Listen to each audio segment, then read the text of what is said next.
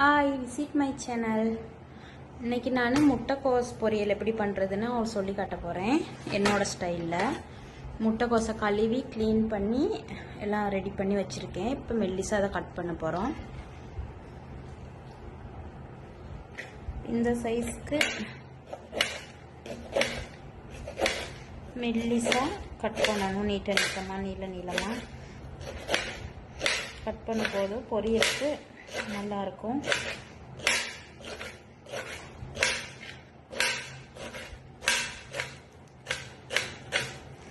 இந்த மாதிரி மெல்லிசாக நீளமாக கட் பண்ணணும்.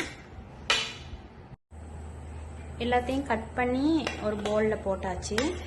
இந்த மாதிரி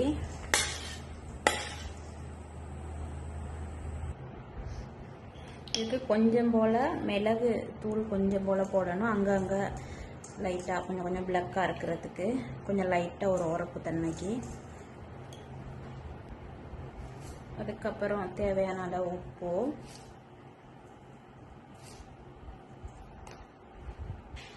அதுக்கப்புறம் கொஞ்சம் போல் மஞ்சத்தூள்,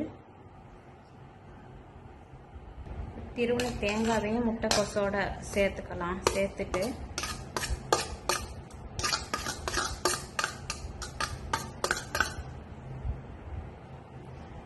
முட்டைக்கோஸை தாளிக்கிறதுக்கு ஒரு மீடியம் சைஸ் வெங்காயம் ஒன்று குட்டி குட்டியாக கட் பண்ணி எடுத்துக்கணும். உங்களோட சின்ன வெங்காயம் இருந்தாலும் பரவாயில்ல. இன்றைக்கி என்கிட்ட சின்ன வெங்காயம் இல்லாத காரணத்தினால பெரிய சைஸ் வெங்காயம் ஒன்று எடுத்திருக்கேன். ஒரு 2 பல்லு பூண்டை வாசத்துக்காக கட் பண்ணி போடுறேன்.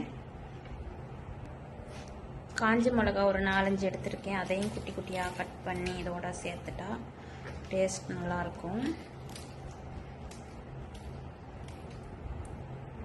கொஞ்சம் போல் கருவேப்பிலை சேர்த்துருக்கேன் கழுவிட்டு தாளிப்புக்கு. ஒரு சட்டி ஒன்று அடுப்பில் வச்சுட்டு தேவையான அளவு ஆயில் ஊற்றிக்கலாம். ஆயில் காஞ்சிருச்சு. காஞ்சதும் கொஞ்சம் போல் கடுகு மணி தேவையான அளவு. இப்போ வெட்டி வச்சிருக்கதெல்லாம் இந்த சேர்த்துக்கலாம். அடுத்து எப்பவுமே சிம்மில் வைக்கும்போது டேஸ்ட் நல்லா இருக்கும். கணக்காக தேவையான அளவு மீடியமில் வச்சுக்கணும் அடுப்பை. இந்த நல்லா ப்ரௌன் கலராக வாரதறதி நல்லா பொரிய விடணும் எண்ணெயில். இப்போ வெங்காயமெல்லாம் பொரிஞ்சிருச்சு நல்லா. இப்போ நம்ம கட் பண்ணி வச்சுருக்க முட்டைக்கோஸ் அதில் போட்டுட்டு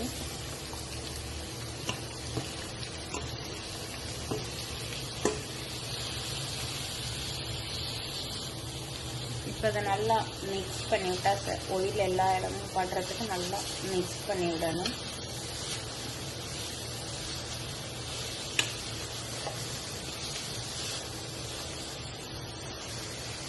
எல்லாம் நல்லா மிக்ஸ் பண்ணியாச்சு. மிக்ஸ் பண்ணிவிட்டு இப்போ ஒரு மூடியை போட்டு ஒரு 5 மினிட்ஸ் அடுத்த சிம்மில் வச்சு மூடி வச்சுட்டு ஒரு 5 மினிட்ஸில் திறந்து பார்த்தா சரி. இப்போ திறந்து பார்ப்போம். ஓரளவு வெந்துருச்சு. இப்போ இன்னும் கொஞ்சம் நல்லா கிளறிட்டு இன்னும் ஒரு 2 மினிட்ஸ் வச்சா சரி. அப்போ தான் நல்லா வேகும், இல்லாட்டி வேகாது. ஏன்னா நான் ஓட்டர் ஊற்றுறையில் ஒன்றும் இல்லை தானே, அதனால் நான் அடுப்பை எப்பயுமே சிம்மில் வைக்கும்போது அதில் உள்ள ஓட்டரெல்லாம் வரும், வந்து அதுலேயே வேகும், குக் ஆகும். இன்னும் ஒரு 5 மினிட்ஸ் க்ளோஸ் பண்ணி வைப்போம். இப்போ முட்டைக்கோஸ் வெந்துருச்சு. நல்லா கிளறி விட்டுட்டு எனக்கு உப்பு கொஞ்சம் பத்தலை, கொஞ்சம் போல் உப்பு போட போகிறேன்.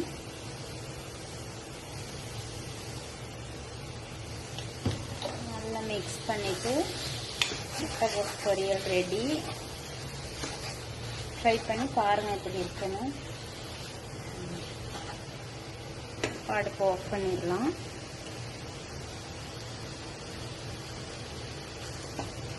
ட்ரை பண்ணி பார்த்துட்டு எப்படி இருக்குன்னு கமெண்ட்டில் சொல்லுங்கள்.